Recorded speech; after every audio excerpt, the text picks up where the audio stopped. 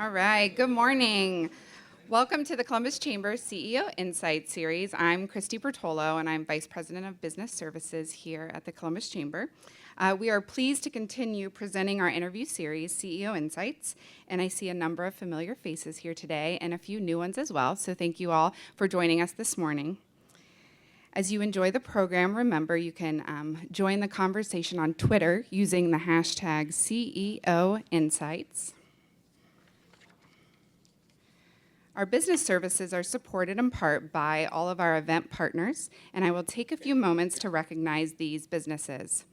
We are grateful for support from our presenting partners, Commerce National Bank, who are also joined by Ernst & Young, as well as the Chamber's signature partners who support our various events throughout the year, CareWorks, CareWorks Comp, and Medical Mutual of Ohio.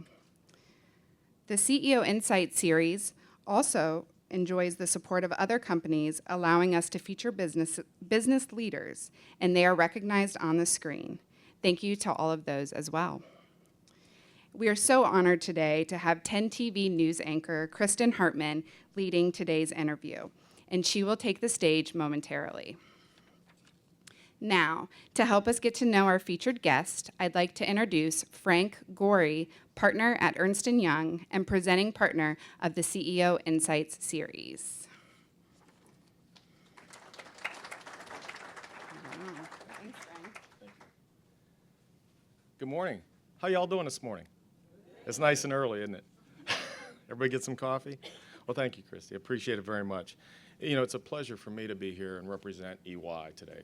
First off, on behalf of Craig Marshall and all of our partners, we're just absolutely honored to participate in the CEO Insight sessions. We've been participating over the last year, and we've found this to be extremely valuable and very much aligned with our own mission.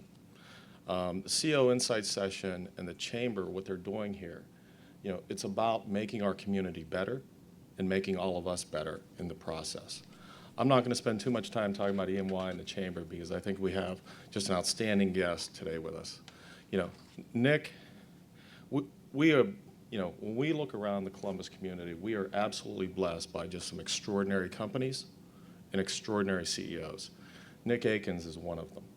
AEP is a leader not just in this marketplace, but throughout the entire country. It has been recognized as having a phenomenal culture, as well as an extraordinary organization. And much of that is attributed to Nick Akins. He's giving us his time today. And as Kristyn said, please make this interactive. It's a real opportunity for us to learn about the industry, but also the insights he can provide about business and how all of us can be better as human beings as well as business people. You're going to find out he's very passionate about his business, but he's also a passionate father, husband, and he's also one hell of a drummer. So if any of you are out there as a musician, take advantage of it, please.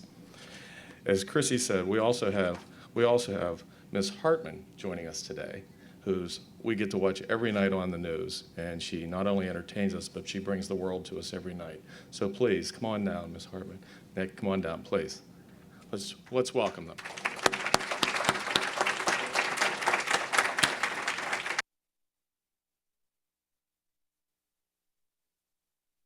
Thank you for being here this morning, everybody. And we're just going to jump into it, Nick. Sure. I kind of want to get into your head about an event from a few, or exciting, you never know. So 2012, June, and we had something called the derecho. How many had ever heard of a derecho before we actually experienced it back in June of 2012? Not me. I had not heard of one either. It was an all-new weather event, and we were trying to pronounce it even. Derecho, we didn't know. But it sure rocked our world on a temporary basis. We had all kinds of trees come down over power lines, and I have to imagine that put you guys into full-on 24/7 work mode. And it's one of those emergencies that a CEO such as yourself has to navigate, has to lead through. So when this happened and when hundreds of thousands of people were without power, It was What did you do? it was 1.8 million without Okay. power. We serve 11 states, so the derecho came through Michigan into Ohio and our West Yeah. Virginia footprint. Almost 5 million were out in the country. I have to tell a little story about myself, though. So when the derecho occurred, I was standing under the Eiffel Tower What? in Oh my Paris, gosh. Yeah. and I get a call from actually from Brian Tierney, and he said, "Nick, you're not going to believe this." And they evidently saw the derecho. It was an interesting phenomenon with the cloud coming through, and for those who don't know what a derecho is, it's like being under a jet wing.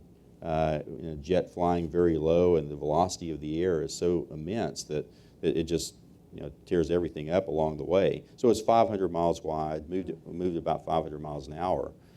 So he describes the situation. Well, I get on the next plane coming back because I wanted to make sure if Governor Kasich or someone called, I was not sitting in Paris while this is going on. So I flew back. And as soon as I got back, the first thing I did was call Governor Kasich, and because he had previously called me, and he wanted to know what the situation was in terms of recovery aspects. And it's always a difficult situation because you're marshaling so many different sets of resources, not only internal but external from other companies that were involved. We have a mutual response network of utilities that come together and actually support each other in those kinds of events. And so we had the resources in place. Now, without any power, you have to make sure all the logistics are in place to serve all this activity, and then you're also working professionals who are actually bringing people back online 16 hours a day. Yeah. And so you can only do that so fast. But the issue becomes during the derecho, it was like 90 degrees temperature during the day, and we had a couple of elderly people who passed away in their home. And that's always a troubling aspect of our business because we want to make sure, we provide comfort, and we want to make sure that people can have access to electricity. So the race is on. And typically, after 3 days, we see customer complaints and all the things start to come in. Well, it took about 2 to 3 weeks to get service back because it not only tore up services to homes, it tore up infrastructure that backed it up, like transmission and larger facilities. So that always takes time. And so it was a very difficult process, and certainly I visited the crews in all of our states in that process because you have to be visible. You have to be visible as a leader.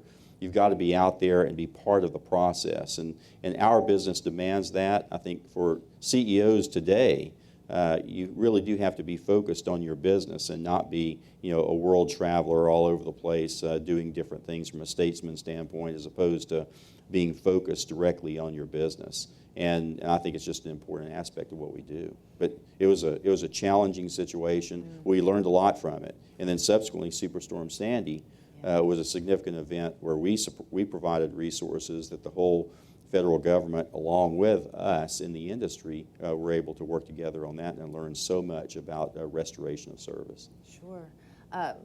From a leadership standpoint, what did you learn from the derecho? Oh, I think one of the things we had to learn was if we promise something, we better deliver. I mean, in that situation where people's lives are at stake, but also to be able to provide the information that's clear and concise and telling them what we actually can do in that kind of situation. I mean, resources are limited. In Superstorm Sandy, we called from all over the country, including Canada, and that was 76,000 resources. That's about all you have in this country to support that kind of event. So from a leadership perspective, you got to make sure the communication is there, the outreach is there, the continual updates to media was clearly important because we need to make sure that we were telling customers and giving them estimates of when recovery would occur so their expectations could be met. It's always a challenge because who comes on first? If your neighbors come on across the street versus versus yourself, you have concerns about that. We know that, but there is a situation where we're trying to get as many customers on as quickly as possible. So from a leadership perspective, it is about that communication aspect, but it's also about directly involved with the troops who are out there working, being visible I visited several crews along the different paths that they were working, going out to their work sites. These people are, I mean, they're amazing people. When you think about the kind of activity, the dangerous activity that they do every day, but in an outage type situation, a massive situation like that, it's even more critical that safety is paramount. And so when we work with those kinds of people who are involved with that activity, we want to make sure that they know they have the support of management, of everyone involved, the resources that provide all the logistical support. All those things have to be met. And you can't have, you can't serve bad food. You can't, I mean, you got to make sure these people are actually taken care of, because they are the front line and they are the ones that we're all here to serve. And I think that's about servant leadership. You have to be able to provide the tools, the equipment, the resources, the training, all those things that people need to do the functions that they're required to do. And so that's our role. And particularly during that kind of process it is. Okay, so now I'm going to peel back layers, dial it back a little bit. You have to handle a situation like that. You have to lead. There isn't a moment to really say, oh, I don't want to do this. No. You had to fly back from Paris. You had to be here. So what in your life prepared you to handle a situation where you're having to restore power to 1.8 million people? I think certainly starting a career that I did, I started out in system operations as an electrical engineer. So knowing and understanding the interconnected power system operations, understanding the activities that our frontline employees do across the board. During my career, it was about moving from one place to another to be really expand my horizons and learn what everyone does in our organization. And to be able to do that, I think gives you the expertise to be able to speak the language and to identify with people who are working in the front level of the organization, so that we can adequately support them. But it's also about treating people with respect, because one of the issues that I dealt with early on in my career, we had issues with morale in our system operations area, where dispatchers and other people weren't treated with the respect that they deserved. And you witnessed that. Oh, I witnessed that. I was part of it. And so it was a learning experience for me. It was learning more what not to do, as opposed to what to do in terms of supervision of people. And so we certainly, obviously, I mean, we got through all that, but it taught me a lesson in terms of being able to understand where you came from, and being able to interface with anyone. And so I think that's important. As you're going through these situations and you're observing something as an employee and thinking, well, that's not the way I would do it, does that plant the seed for eventually doing what you do? Does it plant the seed? Yes. So you knew you wanted to be at the highest level? Oh, no, I didn't know that at the time. When I first started with the company, I actually just took a summer job because I was going to go to graduate school, and thought, well, I didn't want to be in this industry. Well, it's been a long summer. But it has been an opportunity for us, my entire family, to really benefit from this industry. So for me, starting out in the career that I came up with, it's really been an interesting experience. It's been one where it just evolved from one thing to another, and being able to constantly learn in the process has been certainly a value to me. I think as you go through your careers, you have to be a constant learner. You have to understand that you do have to expand your horizons across the board and have a goal. But my goal was really, I'd see the vice presidents, and I'd say, man, it'd be great to be, a vice president someday. And then things just happen along the way, but you prepare yourself. Work. Oh yeah, absolutely, absolutely. I think, to be able to purposely move from one place to another to get experiences, recognize your deficiencies, recognize what you need to work on, and address those deficiencies along the way, prepares you for the next step. But I do believe it's just as much quantitative in terms of learning, in terms of technical ability, all those types of things, but it's the soft skills too. And the development of the soft skills are extremely important, and that is, from a cultural perspective, from the way you interface with people, the expectations of what you want from an organization, they change along the way. And I think some of that early career activity where you weren't treated with respect or treated from a very autocratic fashion, that's really molded me into what I am today, because we've done a lot with our company in terms of culture, in terms of leadership, in terms of those soft skills to ensure that we are successful in the future. And it is about employees being able to come to work in an open, collaborative environment that they can truly excel in. So if I'm an employee at AEP, do you welcome collaboration in the sense that if one of your employees sees you walking down the hall, hey, I have an idea? Oh, yeah. Yeah. I think for every company it's a work in progress, because we started our journey from a cultural standpoint. I got to go back a little bit. Sure. From a company perspective, AEP historically was very autocratic, and we've been around 108 years. And so from a military environment, those kinds of things, it was really autocratic, and to change that culture is pretty difficult to do in a large company like this. Did you feel you came in and it was your task to change it, or has it been evolving over time? It's been evolving over the last, I'd say, 8 to 10 years. We took it to the next step because I wanted to make sure that employees did feel that they could present ideas to the company and that they would be listened to. And I think we took the next step change because we brought in Cindy Delaney and called it our Power Up and Lead process that enables people to interface with one another, understand different perspectives, all those types of things. And then we also did lean activities, which had opportunities for our employees. And really the ones that know best are the ones at the front level that do the work. They understand what's best to really drive efficiencies and do things in a very positive fashion. We historically put different requirements on them, like you can only have this number of people, this number of trucks, whatever. Yeah. If they look at it from an end-to-end standpoint, they come out with better solutions than we ever thought of. And we're not the ones that should be thinking of the solutions. So I had employees who've been with the company 35 years who were in the verge of tears as they presented what their report out was for their particular groups.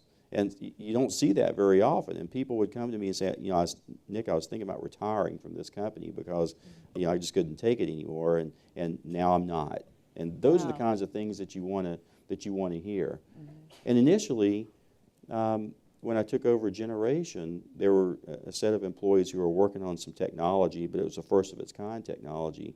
It was a failure at first. They came to me and they said, I'm thinking about retiring because we failed on this project, and I don't want to fail on this project. I said, that's a learning process. You need to continue and make it better and fix it and all that kind of thing. They had never gotten that kind of response. So it's always an opportunity from a leadership perspective to identify with employees and understand that they are as serious about making the company successful as we are as leaders. And you just have to value people. Mm-hmm. Harness and motivate. That's right. That's right. And it seems to be paying off. I'm going to run through a list that I have here. AEP has won awards from Fortune magazine as one of the most admired companies in electric and gas utilities sector. The 100 best companies for working mothers. Mm-hmm. That's and what makes it one of the 100 best companies for working mothers? I'm going to stop and pause there because I think that's really important. I think clearly flexibility in scheduling, time off for leave associated with maternity or whatever, those kinds of things that support and nurture the lifestyle, particularly of women in the workplace, but men as well, are certainly those kinds of things that we want to be able to progress, because the workforce of the future is I mean, it's diverse, very diverse. So we have to ensure that there's that kind of relationship with our employees, that they can work with their own schedules as long as they get the work done. And typically, we don't have any issue at all with that kind of activity. Now, shift work is obviously different at a power plant or those kinds of things, but we work with that as well. The list continues. LGBT-friendly employer from the Human Rights Campaign Foundation. Do you think it's about understanding, as much about understanding culture as it is people? And Absolutely. Really? Okay, Yes. why? Yes, because I think you have to have a culture that nurtures people of different persuasions, people of different perspectives, and you've got to have an environment where people feel like they're included. And particularly for young people coming into the company, AEP needs to be known as an open, collaborative workforce that a person, no matter what color, whatever, can be successful in the company, and we have to make sure there's that kind of environment. I can't tell you how courageous. We have multiple sets of resource groups: veterans, Asian American, African American, LGBT. Now we have a veterans group. We've got other groups as well. But I think the courageousness of from an LGBT standpoint, to start a resource group, to come to the management of the company and voice their concerns about, we want to start this group, and how do you feel about that? Well, it took 2 seconds to say, let's do it. Because I think it's important for our company to progress the way society needs to progress. And some of the response when we put together the LGBT group, for example, was negative in some parts of the company. And that's sort of waned over time, because there's an expectation that, if you want to work for this company, you're going to treat people with respect, you're going to treat people with the openness, the collaboration, all those things that we expect from a cultural perspective. And if you can't do that, then you really need to move on and do something else. And so, with the passage of time, it certainly has become a very, very good opportunity for us to expand, not only within Ohio, but in the other state jurisdictions as well. I would imagine AEP is an extension of your value system to a degree, because you're the leader. The value system so much of it is influenced by having worked your way up through the ranks. Right. But I imagine that there are roots in childhood, upbringing, and I have to ask you, who are your mentors? Who were your mentors? Oh my gosh. I had a lot of mentors that were teachers. Because I think probably one of the big issues for me was in education. My mother, obviously, and dad, but in particular, my mother, who was a single mother for a period of time and worked to raise 3 kids. My father adopted us, and it was one of those experiences where you saw her, working so that we could go to, on a class trip, working her vacation, those kinds of things. So you see that kind of commitment and love that really changes and makes you the person that you are. So her focus was for us to get an education. And I have an identical twin brother. You may know that. I didn't know that. He's a psychiatrist. He says that's all I do is order hard hats, and I tell him that's all he does is nod and drug people up. So we relate. And my older sister. So the 3 of us probably were overachievers from an education standpoint, because that was the way out. I mean, we were a lower socioeconomic family, and the way out was in education. And so that was the focus. And so clearly, my parents, and certainly the teachers along the way that give you sort of life lessons are extremely important. I mean, I had a math teacher who said, you're really good at math, and the other activities, well, if you had other activities, then you really ought to focus on math as well and education. It's those kinds of things along the way that sort of teach you that how to prioritize and think about what you need to do in the future. So a lot of mentors, though. In work, there were a lot of mentors as well. There was a vice president at Southwestern Electric Power Company where I started that really sort of took me under his wing and really focused on some of those things from a leadership and management perspective that I need to think about. And in fact, he's the one that took care of the situation early on in my career of the morale issue that we had, and it was around supervision that existed at the time. So a lot of those kinds of things have occurred during my career, and different mentors during different parts of my career have enabled me to really expand my horizons. So you're at the top of the heap at AEP. Can you have mentors who work for you? Oh, absolutely. Okay. Yeah. And oh, does yeah. that happen? Oh, yeah. Yeah. I think we have, in my opinion, one of the strongest management teams in the country when it comes to utilities, and these people I've grown up together with, and we've kept a very cohesive team that focuses on a lot of positive changes in the company. We think alike about a lot of things. Some things we don't, and I get challenged all the time. There are people who have positive, really accentuate different skill sets. Like some are more feeling human beings, some are more focused entirely on the business. But you learn something from each person, and I think for me it really is an issue where I can learn something from anyone that's working for me, and I do. I'm very close to some of the people that are involved because, we've experienced a lot of things together. Mm-hmm. When I took over as CEO, we were in the midst of a huge issue in Ohio with deregulation that really could have wrecked the company. How did you see the company through that? Well, it certainly was with a lot of determination, a lot of focus, and a team that worked together to ensure that we got an outcome that we could at least live with, and we were successful doing that.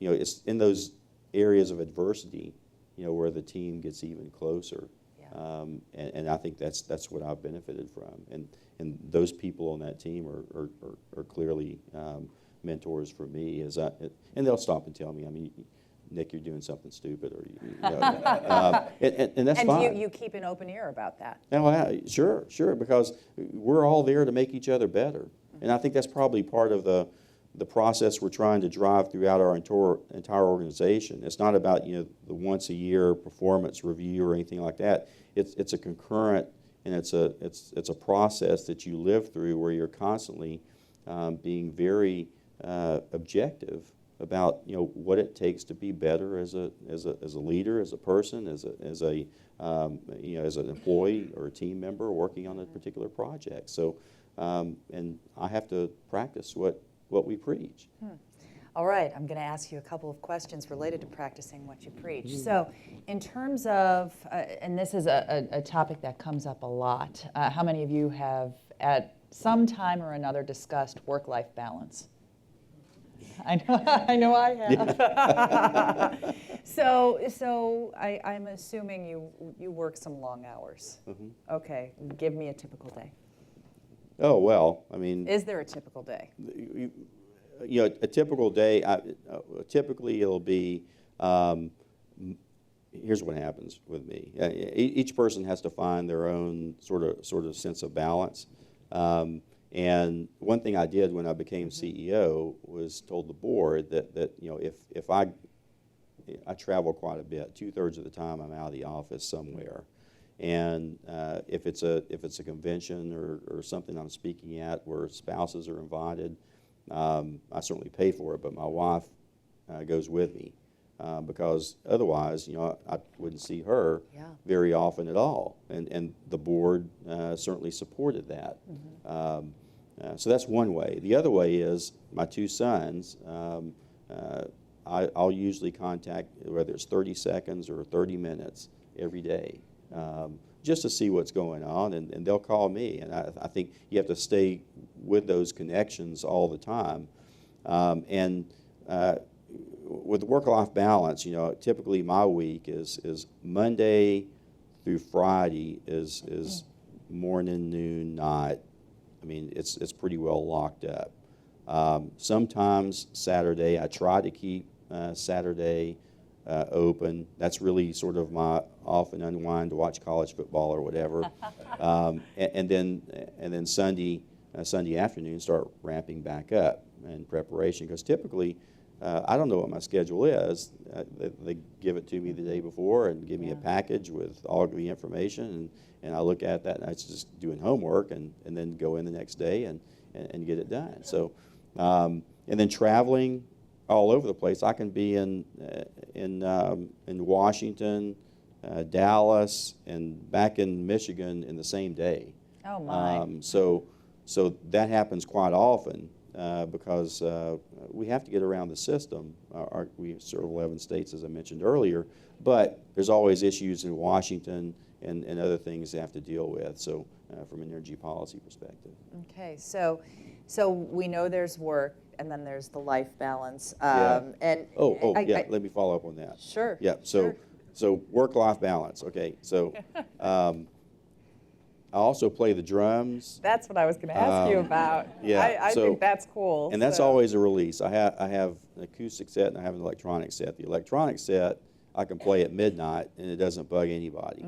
So that's what I do. I mean, I'll get in, I'll play, and it's a release. Yeah. And you have to have something that provides that kind of release. Otherwise, you just become a crabby person in the office the next day. So it is. For me, it's relaxing, and my wife and I walk a lot, and we do a lot of things together as well. So, and golf and tennis, but typically drums. So that's what I do, and it's a great thing. You recently did a performance with Cardinal Health's George Barrett, and of course Dr. Drake from OSU. What's that like? Oh, that's fun. It's sort of interesting because we're all, I guess, rock and roll wannabes, and I always wanted to be a rock drummer. I mean, that's what I wanted to do out of school. But I figured, well, I needed some money, so I decided to go into engineering because I figured they made money. So that's how it happened.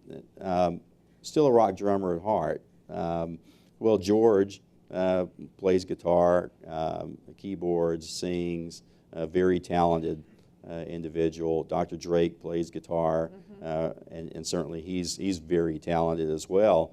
And we all are sort of closet musicians from that perspective, but we also like to play publicly. So we're all three on the Rock and Roll Hall of Fame board together, and we have a blast with that. It's my second favorite board. I guess I have to say that because I never say what the first is. But nevertheless, we enjoyed it. We played at the at Shadowbox for a Rock and Roll Hall of Fame event, and we're like three. It was like being three teenagers backstage again. And you really find out how people really are in those kinds of environments. And What do you mean by that? well, it's just so relaxing. You can yuck it up. You can just it's just a different environment because The walls come down. yeah, because for CEOs or heads of the university or whatever, I mean, you're constantly being watched, constantly being in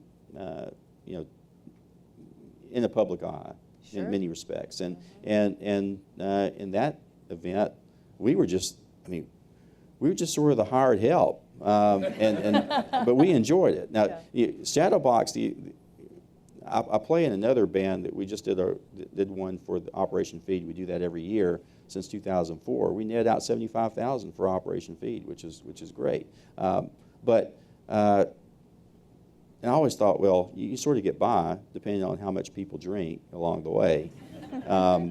So showed up at Shadowbox, and these are professional musicians. I mean, if you've been to Shadowbox, I mean, they're really good. Well, George and I and Michael, I mean, we're just showing up to play, and I didn't realize how serious they were. They have a lot of fun, but they're serious. So they stop in the middle of it and say, "Nick, you don't know the songs, do you?" No, I don't know the song, because I just got back from Barcelona or somewhere, and I'd been out for a month practically. Didn't have time to practice, but I said, I'll know it by Tuesday. So I had to go home, do that all weekend, learn the songs, and play on Tuesday. So But that wasn't work. That no, would it's be not. fun. No, it's just Yeah. it's fun. And It's fun. It's important not to lose yourself, isn't it? Yeah, that's right. That's Okay. right. And I think one thing, as you talk about, it's your second favorite board. How important is it as a corporate leader, as a corporate citizen, not even necessarily a corporate leader, but a corporate citizen, to really be connected to the community you call home? And why is that important? Oh, I think it's absolutely critical because, number one, it shows not only from a leadership perspective your engagement in the community, but it also should come natural. Because I've clearly been blessed in my life and what we've been able to achieve together. And Don and I have been involved with the YWCA campaign. We did that last year.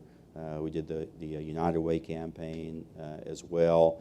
And I just think it's important to give back. It's important to give back and be a part of the communities that you're involved with. And for the company, our employees that work for AEP are involved with so many different parts of the communities that we serve, but it's because they want to. I mean, the business that we're in is helping people, and it just comes natural that we hire people that love helping people. And so for us, we're intimately involved with every facet of the community. We intend to be, and that's not going to change. I think it's important for any corporate entity to be involved with the communities because really from not just funding, but time, effort, expertise, all those things can make a community much better. And if you look at the changes, I mean, I came to Columbus in 2000. You look at 2000 Columbus versus today, very, very different to the good. I mean, it's just a great, great city, a great environment, a great place to raise a family, to get an education, to do all those things that you want to do in life, you can do right here in Central Ohio. But it's because there's been involvement on behalf of a lot of different parties, including the corporate environment as well. How does the corporate environment push growth in the city of Columbus? Well, sometimes we have to seed it through our foundations and those types of things, but we also have to be tied into the community enough to understand what the priorities are. And when you look at Columbus, what's done with, we obviously participated in the Soda Mile when it was put in place. We participated in several other aspects of growth in the community because we see it as the more vibrant the community is, the more economic growth, and it's a benefit for all the companies involved, and a benefit for every person that lives in the area. So to be involved with certainly the critical nature of things like education, food, all those things are desperately needed in this community, and also be focused on the arts and those types of things that instill vibrancy in the community. Those are clearly important, and they're important priorities for any company. As a corporate leader, is it always in the back of your mind where we are and our ability, and when I say where we are, being Columbus, Ohio, and our ability to lure the next generation of talent? Is that something that's always top of mind and why? Absolutely. From a workforce development perspective, we're having a wave of retirements. And when I started with AEP in 1982, I looked around and I could purely outlast all these people, because I was a young person working for the company, and we skipped a generation with the 90s and post-Enron.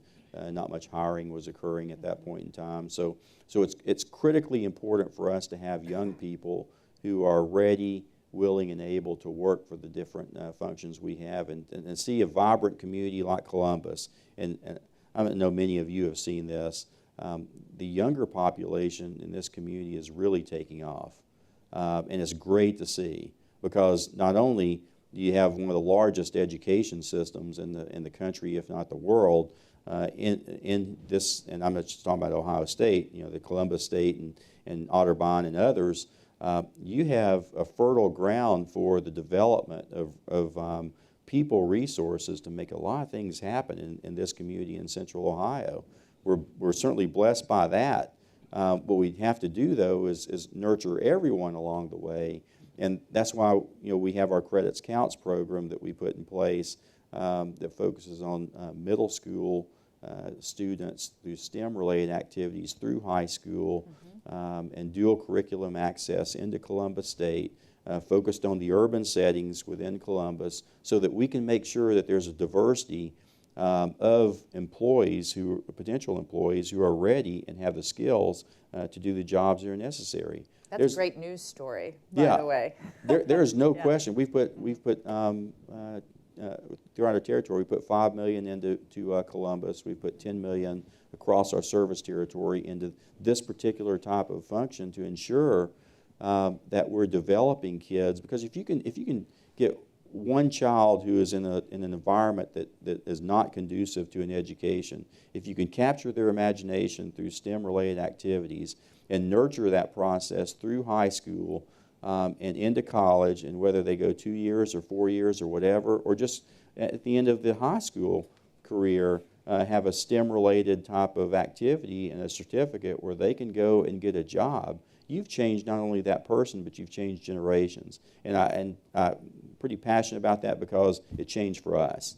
I think it's extremely important for the community, for corporations to be involved in that effort. I know sometimes there's pushback because people are questioning why, you know, corporations would be involved with something like that. But it's not only good for the community, but it also is good for the company, that we have people who are educated, that are ready to take on jobs that we see are just growing dramatically. I mean, there's areas that we have that we didn't have before, like cybersecurity, physical security of our stations. I mean, all those kinds of things, IT activity, massive transition in technology in our industry, where we're focusing on the customer experience. Well, that means a lot in terms of what we do with technology going forward. So a lot of different activities that are evolving. We just got to make sure that skills are there, ready, and are able to do the functions we ask. You talk about rolling with it. I mean, that's essentially what you're saying. You've Yeah. got to roll with things. So one huge concept, if you will, that probably is having major impact on what it is that you guys do every day, climate change. Yeah. Oh, yeah. So tell me a little bit about that. How has that impacted day in, day out business for an energy provider? Yeah, so I mean, there's whether you agree with climate change or not, I think you have to agree that the climate is changing. Now, you know, who causes it is another question, but that's not for us to get into.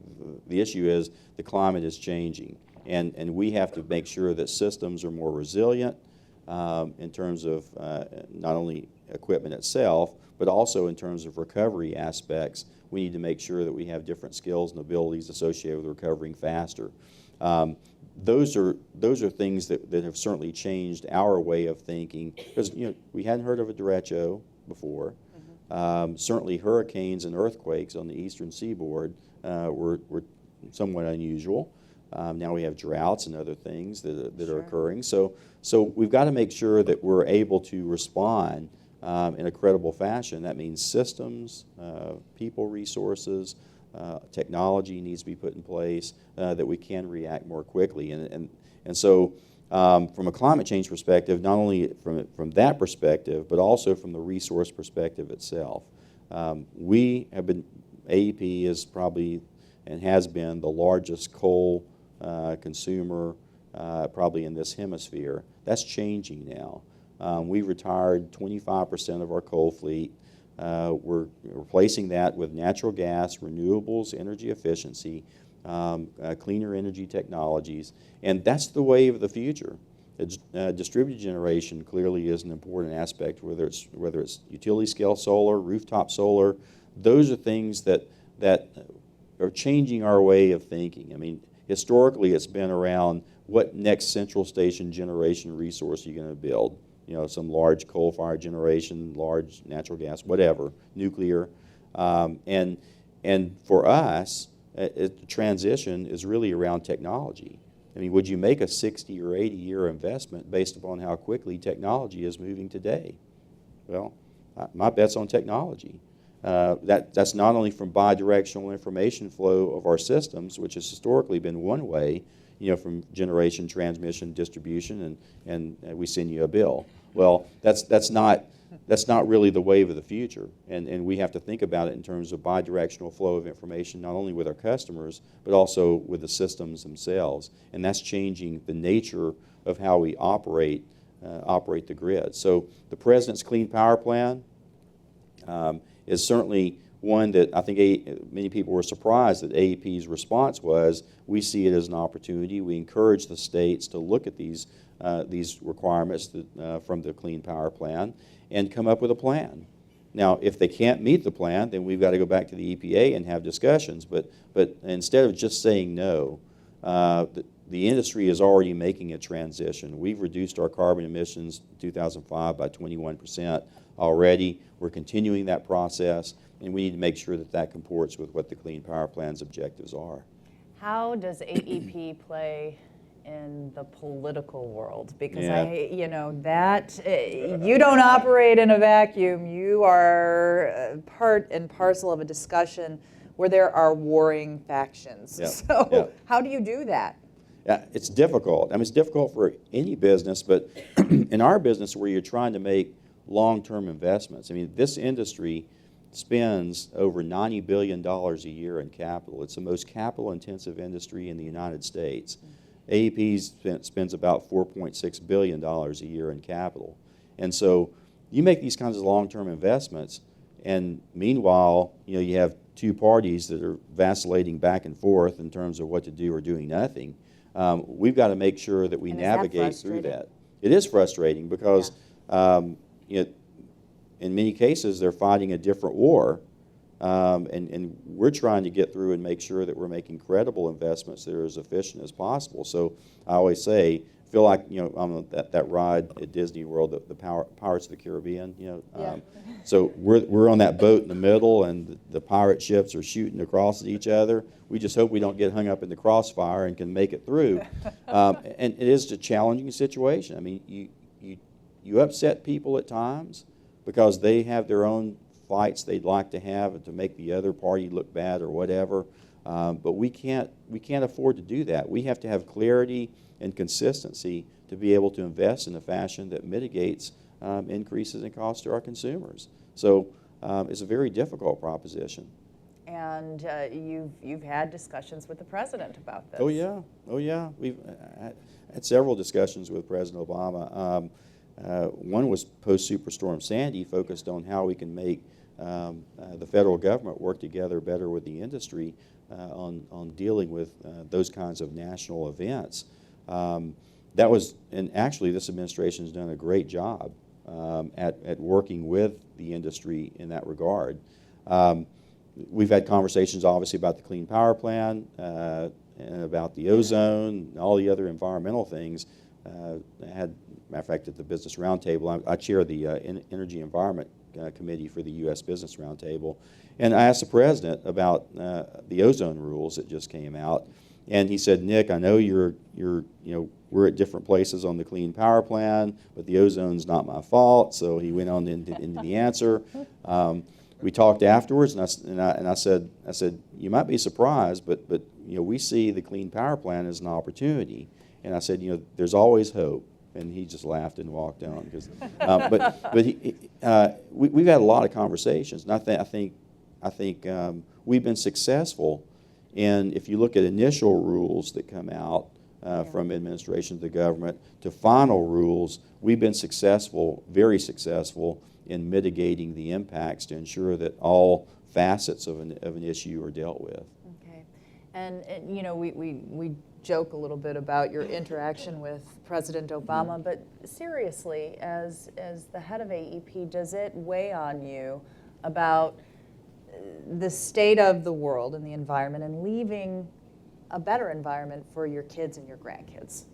Oh, absolutely. I think we are at a unique time in the American history to really change the nature and the way we generate, produce, and use and consume electricity.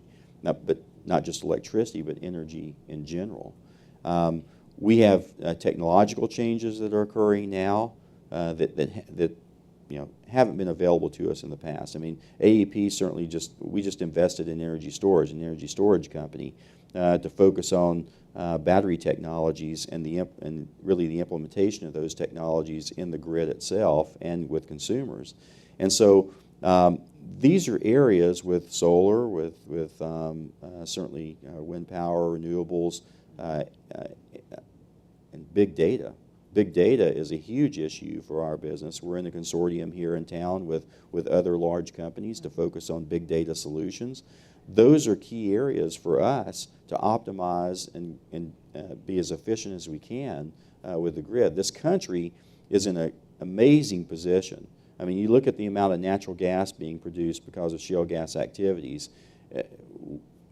5 years ago, this wasn't even available to us. And today, we have so much natural gas available to us for a long period of time, it will be the base fuel of choice for the future. We already have a lot of coal. We have nuclear. Obviously, there's a rebalancing that needs to occur. But with natural gas, renewables, energy efficiency, smart systems, those are key areas that the U.S. can continue to grow on, where we can actually export. Oil exports come up all the time. And right now in Congress, they're contemplating whether to release the ban on oil exports. We're actually for that. It has to be in sort of a limited fashion so that we don't impact the manufacturers in this country and their capability to be competitive. But we believe that you can export. The U.S. can certainly use that as a tool from a geopolitical standpoint. And in the meantime, grow jobs, taxes, all those things that we want to grow in this country in a big way.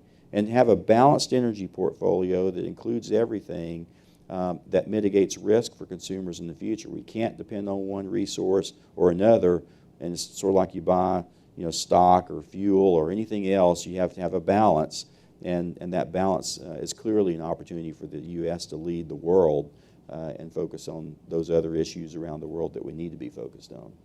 So as we wrap up this conversation, and it's always hard to believe for me that the time goes by so quickly, but as we wrap up the conversation, there are a couple of things that I've learned from you, as we've had this discussion. One, always learn. Yep. Always be in a position to learn. Know your stuff. Yep, that's right. You clearly know your stuff. Be flexible Yep. in terms of hearing from the people who you work with and Right. who are on your team. Have a great team. Mm-hmm. So I've outlined a couple of them. As a piece of advice for everybody out here who might be working their way up a ladder, Yep. what's the one thing or what are two things that you need to succeed? Oh, the first thing is treat people with respect. I mean, you never know who you're going to meet along the way that can really provide you value in terms of your own personal growth. And that's important. The other part is remember where you came from. Because to identify with someone on the front level of the organization, I used to do their job. I can certainly understand the issues that they deal with. At the same time, meet with the governor or the president or whatever during the same day. That's a lot of bandwidth. But Yeah. remember where you came from, because that really provides the internal focus to ensure that you are doing the right thing. So. All right, those are great pieces of advice. Nick Akins, thank you. you. Thank you, Kristyn. So appreciate it. Appreciate it. And thank you, everybody. for being a great audience.